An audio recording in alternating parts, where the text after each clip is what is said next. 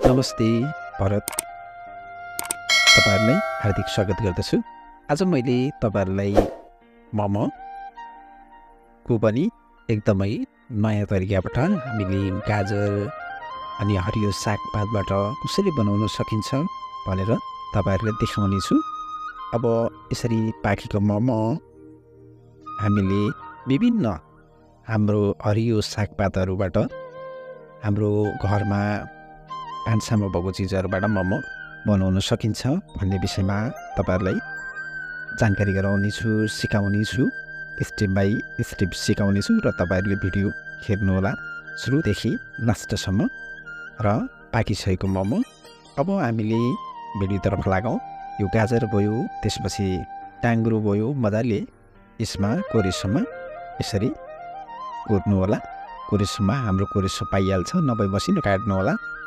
यसरी हामीले बन्दा अनि अब तपाईले नुन राख्नु होला। मैले नुन राखिसकेपछि यसलाई मजाले एकचोटि यसलाई चलाउँछु, किनकि योबाट अलिकति पानी हुन्छ, बन्दा पनि हामीले राखेका छौं।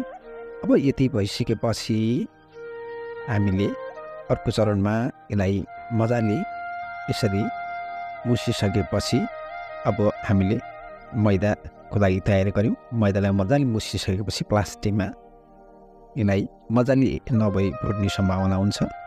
अब यसको लागि हामीले मजाले गरेर प्लास्टिकमा प्याक गरेर आधा घण्टाको लागि मैले यसलाई राख्छु।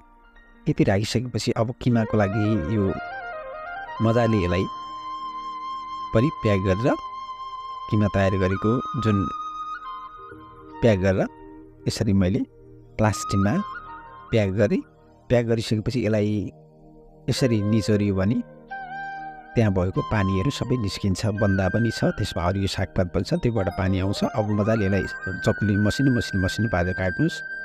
त्यसपछि तपाईहरुले अब खुर्सानी राख्नु होला, प्याज राख्नु होला, मसिनो आवश्यकता अनुसार नुन राख्नु होला। मैले नुन राखेँ, जिराको धुलो, त्यसपछि थोरै अजिना मटन पनि राख्नु होला। अनि ससहरु पनि केही राख्नु होला, तपाईहरुले राख्न मन भए। थोरै मैले तेल पनि राखेँ। अब यो अलि अर्को टाइपको बनाउनलाई थोरै सुक्निलको धुलो पनि राख्नु होला, अप्सनलमा राख्नुपर्छ भन्ने छैन। अब रोटीको लागि तयारी मैले आटा झिकेँ आधा घण्टापछि। अब यसलाई मजाले सानो सानो पेडा बनाइसकेपछि अब यसलाई यसरी पेल्छु बेलुनले। एकैचोटि पेल्दा पनि हुन्छ, सानो सानो गरेर पेल्दा पनि हुन्छ।